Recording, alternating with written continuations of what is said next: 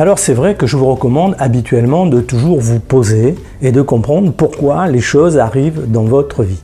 C'est la bonne démarche, surtout quand vous vous retrouvez en crise profonde où tous vos repères sont chahutés.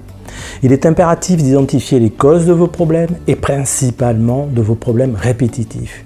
Il vous faut aussi bien identifier les comportements récurrents qui aboutissent au même résultat décevant. Et enfin, il vous faut identifier les schémas acquis et pratiqués par vous depuis longtemps, mais qui ne vous correspondent pas. C'est un travail sur vous qui apparaît difficile, mais vous n'avez pas le choix. Si vous voulez vraiment profiter de votre vie et de tous vos potentiels, vous devez faire le point sur votre vie et sur la façon dont vous l'avez vécue pour ensuite aller de l'avant à travers le meilleur de vous-même. C'est la démarche qui apporte le vrai bonheur, celui d'être soi, comme le dit le psychanalyste Moussa Nabati dans son livre « Le bonheur d'être soi », dont l'interview que j'ai réalisée est en lien en description.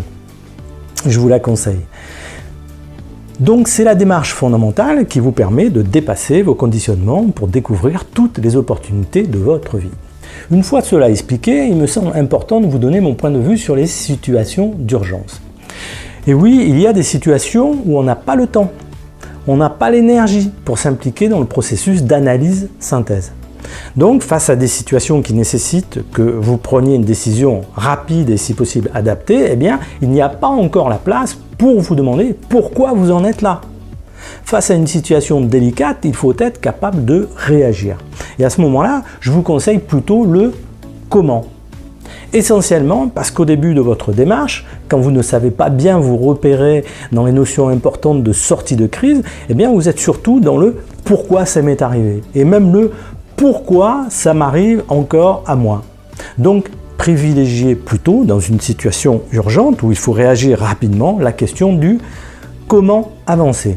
Je vous liste un ensemble de questions que vous pouvez vous poser et qui vous aideront à proposer des solutions plutôt qu'à ruminer sur vos problèmes et votre incapacité supposée à les résoudre. Car je crois que tout a une solution à partir du moment où on est dans le réel et non dans l'imaginaire et que l'on avance calmement vers des solutions réalistes. Allons-y pour ces questions. Comment m'en sortir? Comment inverser la situation? Comment en faire une opportunité? Comment rassembler autour de moi? Comment réunir autour d'un nouveau projet? Comment apporter les ajustements nécessaires tirés de l'échec? Comment dois-je changer pour mieux aborder la suite? Comment changer certains aspects de ma vie pour aller vers une vie meilleure? Comment en apprécier juste l'apprentissage à son juste niveau sans s'enflammer et ni s'éteindre?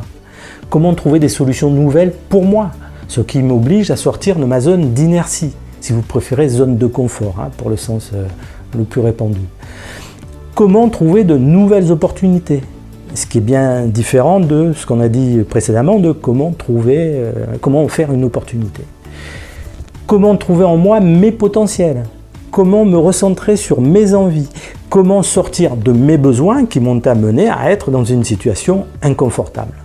Il y a des moments où le comment est bien plus précieux que le pourquoi. Vous reviendrez au pourquoi ensuite, bien tranquillement, quand vous aurez le temps. Cela vous permettra de ne pas répéter les mêmes erreurs issues des mêmes conditionnements. C'était Didier de changementpositif.fr, votre partenaire vers le meilleur de vous-même. Pensez à mettre un pouce, à partager, à vous abonner pour être averti des prochaines vidéos de coaching sur la crise de la quarantaine. Vivez bien votre vie à vous et je vous dis à bientôt.